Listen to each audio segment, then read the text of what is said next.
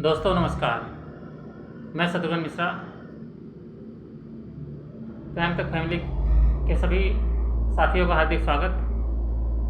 दोस्तों आज कहानी सुनाता हूँ देश के सबसे चर्चित हत्याकांडों में से एक मधुमिता शुक्ला हत्याकांड की।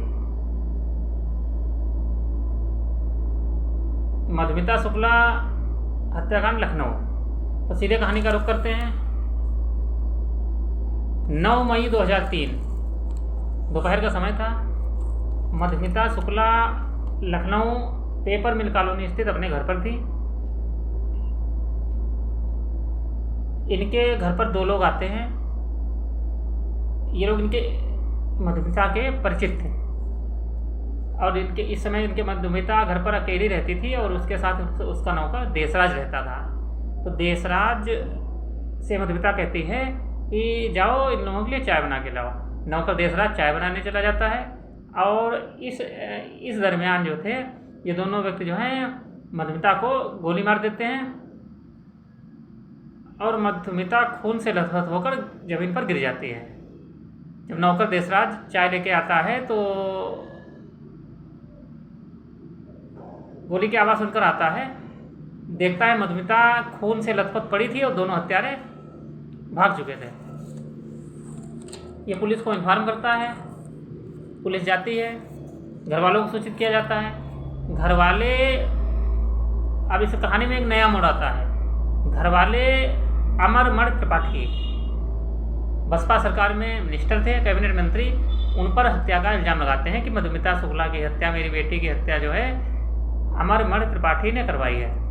इसके बाद मधुमिता का पोस्टमार्टम किया जाता है और पोस्टमार्टम रिपोर्ट में चौंकाने वाला खुलासा सामने आता है। सच, जिस समय मधुमिता की हत्या हुई मधुमिता 7 महीने की प्रेग्नेंट थी। घर वालों का कहना था कि ये बच्चा अमरमण त्रिपाठी का है और अमरमण त्रिपाठी ने ही इनकी हत्या कराई है। क्योंकि अमरमण त्रिपाठी एक बाहुबली नेता, सरकार में, बसपा सरकार में मिनिस्टर, तो इतनी जल्दी उनके खिलाफ कोई कार्रवाई होना संभव नहीं थी और पुलिस मूक दर्शक बनी देखती रहती है। इसी समय अमरमण त्रिपाठी के ऊपर एक और इल्ज़ाम लगता है। एक अपहरण के मामले में जिसको किडनैपिंग हुई थी, फिरौती मांगी गई थी, वो बाद में बछुटता है तो बताता है कि हमको अमरमण त्रिपाठी के सरकारी आवास पर रखा गया था। अभी अमरमण त्रिपाठी के ऊपर 2 केस हो जाते हैं। सरकार दबाव में आती है, उसके बाद अमरमण त्रिपाठी के ऊपर जांच शुरू होती है। जांच में ये सामने आता है, अब मधुमिता जो थी एक नई उभरती हुई कवि, लखीमपुर जिले की रहने वाली थी और एक कवि सम्मेलन में ही अमरमण त्रिपाठी से इनकी मुलाकात हुई थी। धीरे धीरे मुलाकात दोस्ती में बदलती है, दोस्ती प्यार में बदलती है, हो जाता है। इसके बाद अमरमण त्रिपाठी, ये कहा जाता है कि ये पेपर मिल कॉलोनी का जो घर था ये मधुमिता शुक्ला को अमरमण त्रिपाठी ने ही खरीद कर दिया था। घर, गाड़ी, सुख सुविधाओं का सारी जो ज़रूरतें थी मधुमिता की अमरमण त्रिपाठी ही पूरा करते थे।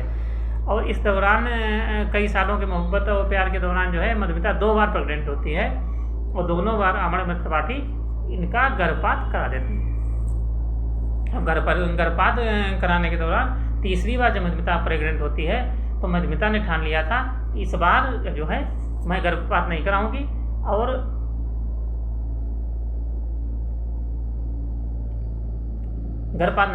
और अपने बच्चे को जन्म दूंगी। अब इस दौरान जो है अमरमणि से वो कहती है कि आप शादी कीजिए और मैं बार बार अबॉर्शन नहीं कराऊंगी और मैं आपसे शादी करूंगी। अमरमणि भी परेशान, चूँकि उनकी पहली पत्नी और बच्चे पहले से थे। और दूसरा इसका पहलू ये है कि अमरमणि की त्रिपाठी की पत्नी मधुमणि, ये 2 इनके घर गांव के ही रहने वाले जो थे, जो अमरमणि के गनर भी थे। तो ये लोग जो है आना जाना घर पे था। इसके बाद जो है प्रकाश पांडे और संतोष राय, अब ये लोग कहते हैं, ये घर जब भी जाते हैं और मधुमिता के भी घर जाते हैं तो अमरमणि त्रिपाठी की पत्नी कहती हैं कि तुम भाभी भाभी कहते हो और कुछ नहीं मानते हो नहीं। तो उन्होंने कहा आप बताइए आप क्या करना है। तो उन्होंने कहा अगर तुम हमें भाभी मानते तो ये मधुमिता जो है ये नहीं जिंदा होती और ये प्रेग्नेंट है और हमारे अगर मंत्री जी ने इनसे शादी कर ली तो हम तो कहीं नहीं रह जाएंगे। तो मधुमणि जो थी इनकी पत्नी हत्या की योजना बनाती हैं। हत्या की योजना में संतोष राय और प्रकाश राज जो था प्रकाश पांडे ये शामिल होते हैं और इनको ये हत्या के लिए तैयार हो जाते हैं। इनके कहने पर ही ये मधुमिता घर गए थे और प्लान के मुताबिक ही इन्होंने मधुमिता की हत्या की थी। इसके बाद जो है इनके मायावती चीफ मिनिस्टर थी तो मतलब उन्होंने घोषणा की कि हम इनके खिलाफ जांच करवाने के लिए तैयार हैं। और 20 दिन बाद जो है इस घटना के केस जो है CBCID को ट्रांसफ़र कर दिया गया। इसके बाद अगस्त में मायावती फिर बसपा प्रमुख जो है प्रेस कॉन्फ्रेंस करती हैं और कहती हैं हम केस जो है CBI को ले देने के लिए तैयार हैं। फिर ये केस CBI को ट्रांसफ़र कर दिया जाता है। उसके बाद CBI जांच करती है। जांच में अमरमणि त्रिपाठी, इनकी पत्नी मधुमणि और प्रकाश पांडे, संतोष राय और इनका भतीजा, ये 5 लोग दोषी बनाए जाते हैं। इन लोगों को जेल भेज दिया जाता है। और उसके बाद जो है मतलब इनको जेल था लेकिन जो मिनिस्टर थे सत्ता पक्ष के तो इनको सुख सुविधा मिल रही थी। तो घर की बहन जो है सुप्रीम कोर्ट में अर्जी देती है कि इसको देहरादून में ट्रांसफ़र किया जाए तभी सही सुनवाई हो पाएगी। इसके बाद सरकार जो है 7 मार्च को जो है मार्च 2007 में केस देहरादून ट्रांसफ़र कर दिया जाता है और 24 अक्टूबर 2007 को 4 को उम्र कैद की सजा दे दी जाती है, आजीवन कारावास।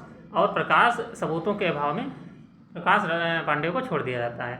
इसके बाद हाई कोर्ट मतलब जो है केस जो है लोअर निचली अदालत के द्वारा जो है ये एक छूटता है। लेकिन high court Nainital high court में जब ये केस चलता है उसके बाद ये केस को फैसले को बदलते हुए 5 को मतलब उम्र कैद की सज़ा दी जाती है। और जो है ये लोग सज़ा काट रहे थे उत्तराखंड में। इस दरमियान एक इनके ऊपर मधुमणि अमरमणि त्रिपाठी के ऊपर एक केस और चल रहा था। ये बाउंस चेक का केस था गोरखपुर का।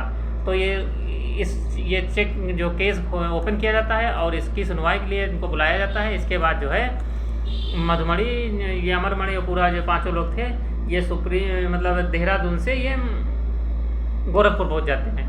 और गोरखपुर में ये सत्ता का दबाव और वो देखिए कि गोरखपुर में ये बीमारी बहाना करते हैं और बीमारी हॉस्पिटल गोरखपुर के मेडिकल कॉलेज में भर्ती हो जाते हैं। और ये और इनकी पत्नी जो है 4 साल तक हॉस्पिटल में रहते हैं। उसके हॉस्पिटल क्या है तो कहने के लिए हॉस्पिटल था लेकिन इनको अलग से एक फ्लैट दे दी गई थी जैसे घर में रहा जाता है उसी तरीके से ये लोग बिल्कुल खुद है। और कोई इनके आने जाने वाले सब मिल सकते थे। पूरा जो है अपना कार्यक्रम जो है दिनचर्या बिल्कुल उसी तरीके से चलाते हैं। कई बार इसके ऊपर एक सर्च ऑपरेशन भी किया गया था इनकी सुविधाओं के ऊपर। एक पत्रकार जो है गया उसने जानकारी भी जुटाई थी। और इस तरीके से जो है मधुमिता की हत्या हो जाती है और